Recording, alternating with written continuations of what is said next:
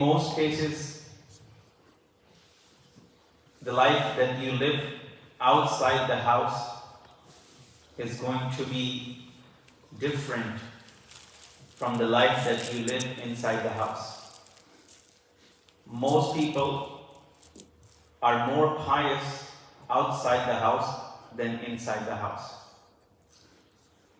Outside the house, they will appear in a different way, and inside the house, they will appear in a different way. Allah subhanahu wa ta'ala honored the believers by revealing everything about the life of Rasulullah sallallahu alaihi wasallam. And by doing so, He made the Prophet sallallahu alaihi wasallam a perfect example in every aspect of life, a perfect role model in every aspect of life.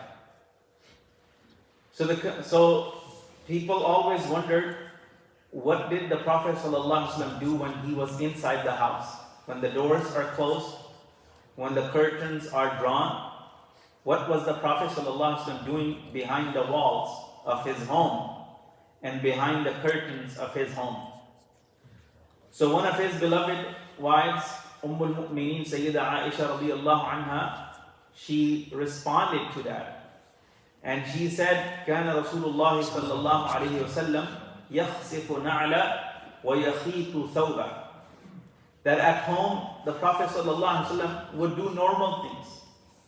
And often, whatever he needed for himself, كان يخدم نفسه. He would serve himself. He would not wait for someone to serve him. He would serve himself. If he needed to mend his sandals, he would do it himself. If he needed to patch his clothes, he would do it himself. If he needed to clean something, he would do it himself.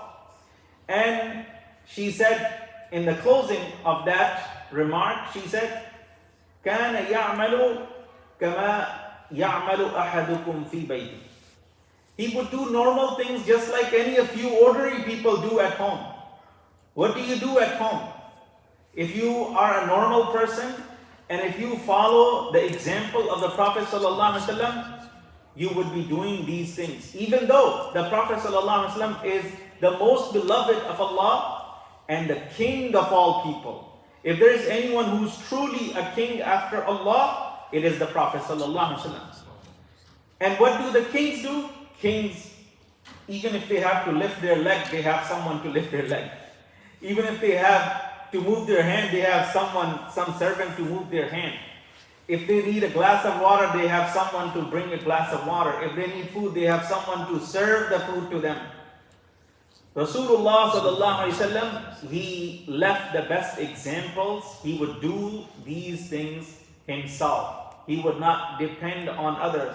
He would not ask others to do it. If his beloved wives would do it, they would do it. But he wouldn't ask them to do it. Now, another thing that shows you the wisdom why the Prophet ﷺ married multiple women.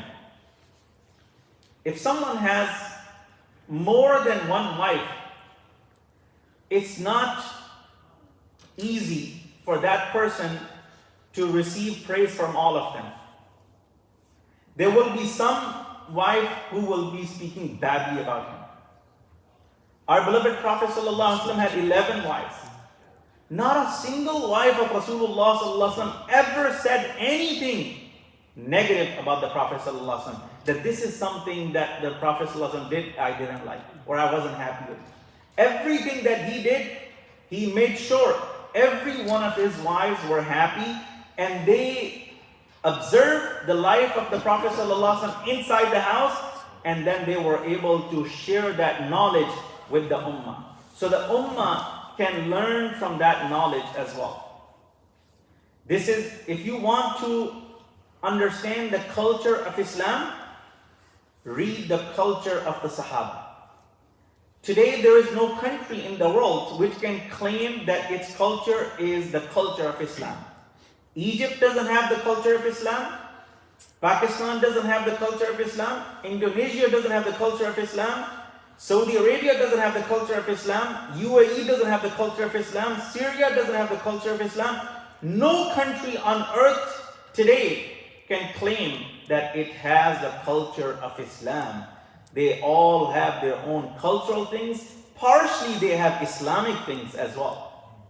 If you want to know what is the culture of Islam, read the lives of the companions of the Prophet ﷺ, because that was the culture of Islam. So what was the culture at that time?